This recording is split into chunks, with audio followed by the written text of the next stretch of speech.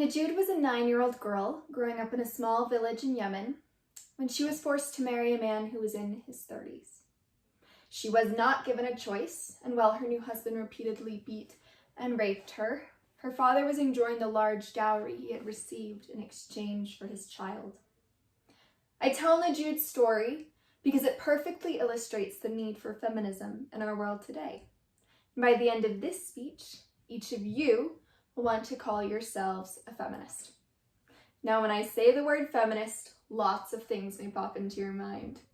Anti-men, bra-burning, liberal. But in reality, the actual definition of a feminist is none of those things. A feminist is a person who believes in the social, political, and economic equality of the sexes. This means that feminism is the basic idea that women and men should be treated equally. And keep in mind that as I discuss feminism today, I am talking about worldwide feminism.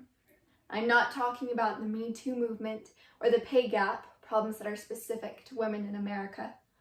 I am talking about brides being burned alive because their family will not pay a large enough dowry, girls being sold into prostitution, women being forced into marriage and abused, and female genital mutilation and the horrific conditions that come from it. The problem with sexism is we don't like to acknowledge it. We like to put it in a box, and then we shove that box to the very back of our closets, and then we cover it with dirty laundry and socks and shoes, our explanations and excuses for why it's okay to ignore it. Many will say that feminism was once needed. It was once relevant, but not anymore. Because now women in America can vote. They can drive cars, they can receive an education. But how can you look at a girl like Najud and tell her that feminism is dead? Sexism is not a problem of the past, and if we keep ignoring it, it will only grow worse. We need feminism today more than ever, because today, over 200 million women and girls have undergone female genital mutilation. Today, every year, 15 million girls will be married before the age of 18. And today, 1 out of every 6 women will be a victim of rape or attempted rape in their lifetime. That could be your daughter, your wife, your sister, you. There is more to Najud's story. Najud did not want the rest of her life to consist of the nightmare she was living, so she ran. She ran to the courthouse and as a 10-year-old girl, stood before a judge and demanded a divorce. The judge answered her pleas and soon she was free, becoming a central figure in the movement for women's rights and inspiring thousands of other child brides to follow in her footsteps. The world needs feminists like Najud, who are willing to speak for those who cannot speak for themselves. The world needs you. It needs people who are educated, who understand the battles that women in the world face, and who are willing to do something about it.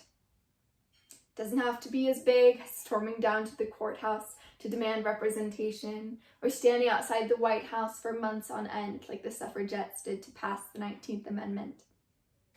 All we need is everyone to do something. Take sexism out of the box and acknowledge the problem. Have educated conversations with your friends, post on social media, donate to a local charity. Just tell the stories of the voiceless women. With this mindset, one by one, the attitudes of those around us will change.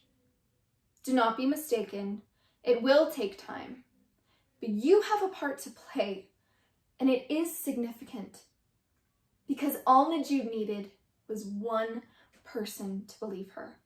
One person to say that what was happening to her was not okay. So play your part. And if you do, women will not be scared to go to sleep because they might get taken. Little girls will not be afraid of going to school because they might get shot. And parents will not see their daughters as a product to sell.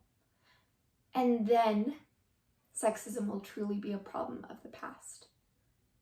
Susan B. Anthony once said, "A true republic, men, their rights and nothing more. Women, their rights and nothing less." Please join me in making that republic a reality.